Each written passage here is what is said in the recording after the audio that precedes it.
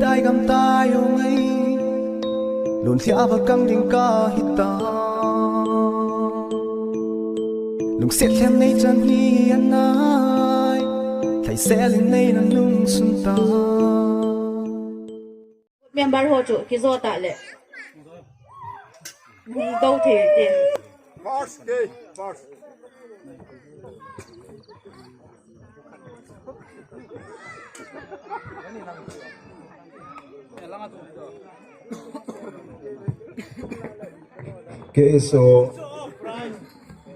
KSO secretary pu lang in hung do le phan tin chole bo ho to man nga to khom diu hin tin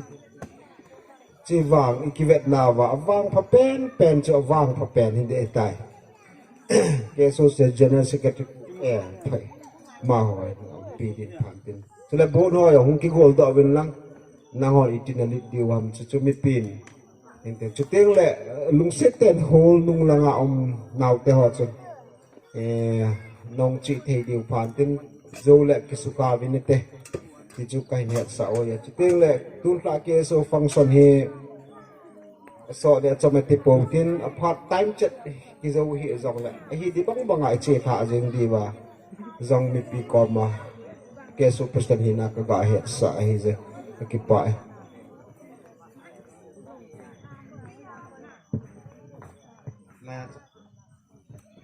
low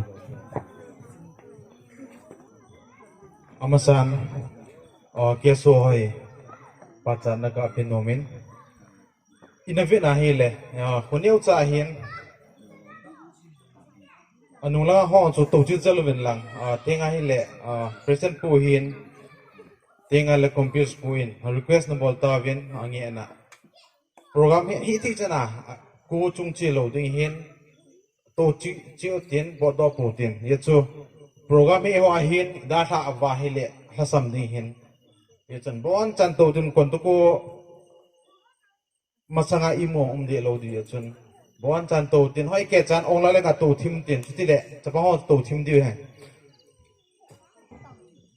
draw diu dan hi tan ki go lo tan ma sa pen KSO T teng le KSC on KSO hin, Club on KSO hin, Club on KSO kinin. Abon chai khang lai ho ti se hi KSO T ne hin, ye chun boy lo dio. Ye chu hobung langa khang tha hat lo na hobung chu, hobung hat lo hin. Khosunga khang tha hat lo na hobung khosung chu, khosung hat mo te hi ye chun. Khosung hat nen tiu le khang tha te hi su hat dio. Hubung hanen ti le yang le kesi kesu hat diu ti he mas pen head diu kadin tinga hi le 2019 chun now ten lam di ti le lam do zo lo di jin i ho sungai le cho ki cho ti le cho zo lo di hin lottery na ball win empli ho sambos ho cho win tu gu mong chu ju club jersey to KSO T san ho ten dang sumlong nei ngai ti win lottery hin ball ki no win tuai bol dan ho hi khusu in tu do long lo midang ei pan pi then di wa lampi hol pa ho ken hoi ka san ye chun khang tha lam kai ho ti chu ke so lang ho lang ke si ke han lang ngong le ni ve na bol naw chung hin pa cha na sam ta ken pen he number li hin 1101 a ko na ke pana 4750 a ki chai hin digit li hi ji a chu 4,750 chu khan ji le han sa jeng ni tan chi bating khana do lo di tan ye chun draw teng wa le che le lu di na chung langa mo la do di je chu digit khat do di amasa pen draw sa dio tenga la ve sa na chu 1010 hi le amasa 1 hin tin khat ki draw kin tin ta alina acho ahong do pen cho a winner ding hin I draw diu dan cho third prize a draw south tin ye cho anim lang apan tin third prize is sang thum hin second prize is sang gum hin first prize is sang som ye chen zon pen a koi te keong hi lottery committee ani mu kha lo wa ma ina koi hin ya cho ndanga la kiting do khalo ta khong din do hem part kino zein mas pen drum yung tin chapang ho lin hin puyun lang langain draw sa ote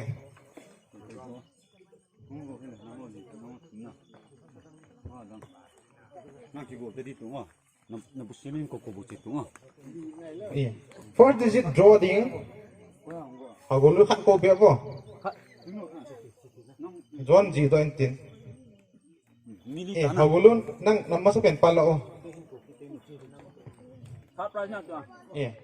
apa sepian ni si lain khat lain kon hin khat seng ta cho le lang nó đây pen là đó sang la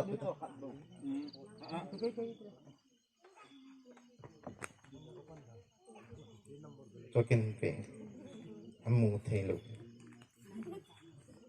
4 here 4 digit to 4 4 mu the na wa mobile ma sang ko inte 4 hin line gì đó tan mong thế phải đi tầm vào này ý khát đồ lắm ta scan digit à không độ đỉnh chú 5 here 5 4 5 5 45 đâm lên đang khát next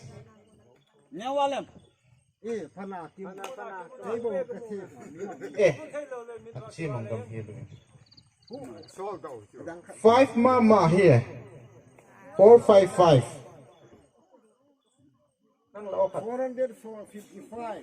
455 last digit chị quỳ vàng phải đem đôi tên là bụng đất sinh liệt tao 5 mama ông đồ kia nè 4555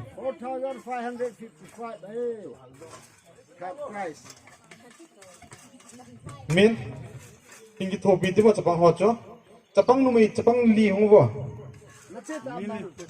4555 4555 jin jo te ngai le buk le na ko en video hai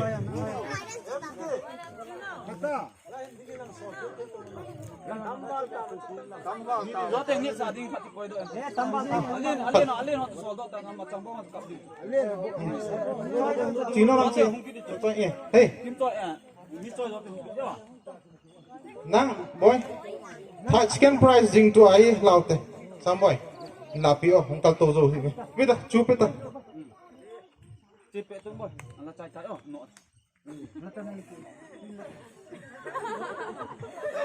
second price First digit number 1. 1 oh. cut Second price, second digit 7. 7 na mo chena ba? 1 7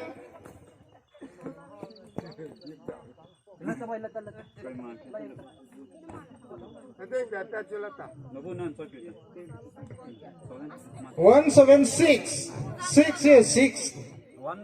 6 176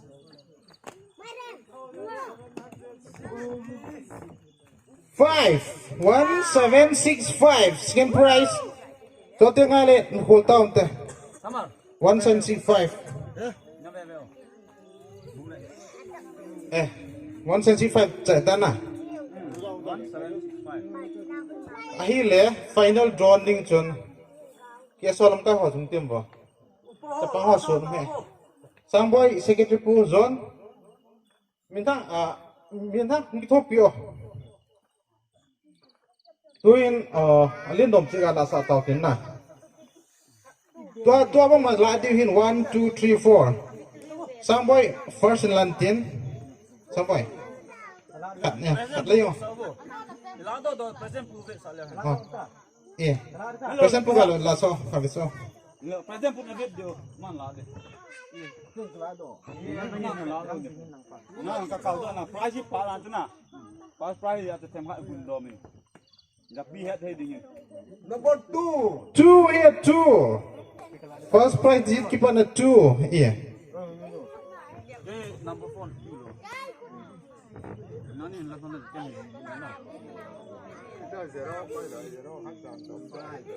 2 5 second digit 5 5 cái gì mày đây 1 1 chú chân là vào hôn cái ai nó lột cái đi yeah.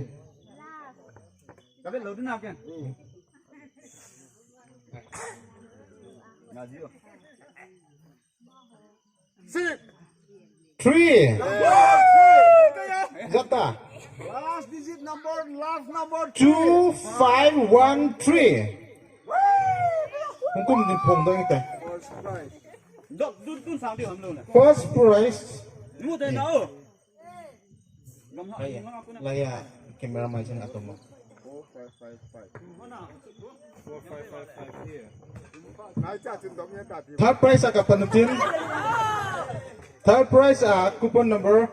4555. Ama to third prize in coupon number 17652. Second prize in coupon number 2513. He first prize here. He nom deal hin to first prize is 10,000 hin, second prize 6,000 hin, third prize is 3,000 hin, price he 19,000 che hai. So chomcha akin manghin chan chutan tin na zo tinga hile racer ko chin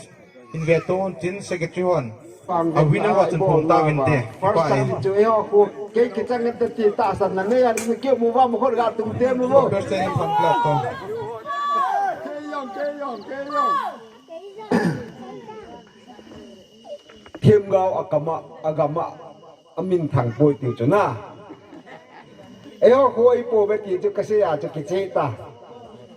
first prize ki pa man sang pen changa chu lam khling ai en mai hoi la sisipur manipur hai ama chanding cho hi le ki pa man sang pen mu ding sang som khoi ga be teu te nu lam thing ding first prize ai de ama hi chu chanpur manipur sunga ama hi ki pa me apa ni i semanin pon pe ta din te cầm hát tập rồi nào mong qua thấu cái gì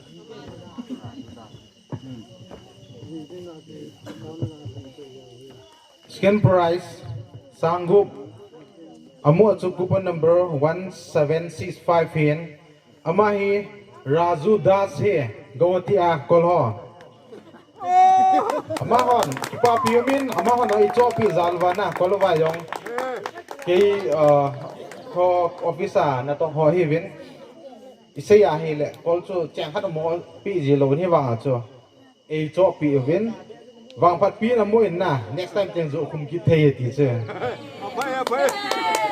third prize hi le coupon number 4555 in Major Lamtin Thangkhong Sai ama hi Gawatia Cookie Welfare Association Gawati General Secretary Yong He Lamtin Thangkhong Sai that to him prize that to ai tai first prize song midang changyen ahin la asum honglu se se ho ko ma lut in na ti chu sei no pen ki pa men ahin la e ho chon sum la pai ahong lut pa itil tu pa bol diu chu de min e ho sang mi dang na muong chu mi dang yel de na phazon na ye chun ki pa min te la khusunga naw te ho hen lang a bon cha neu chan ke lottery zo a saron hen lang a he zo se koma lottery zo a khai khai ho zo se chunga jong ki pa tugin phongin ye chu kyong lottery ka zo na he ni ve na hi tan ko ha khun ei ho nom lo thim yang ta ki zo khum te te hin na a sa ting dan chu het sa hin na ho de di dinga chu in la su kia so ding ngai zala za chan hen lang ipiong le ki phalam lo hi la i bol za wa lo thi hin ipan thei chi wa pan jalwa society hen lang kusung le khan to jing di hi ti pa hi ki sei no men hem chan chu tan ti kyo phat man ti pa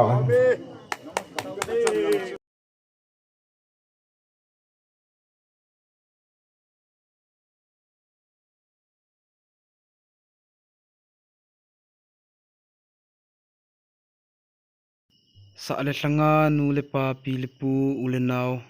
ngai lut na zala ti Vangkho KSO in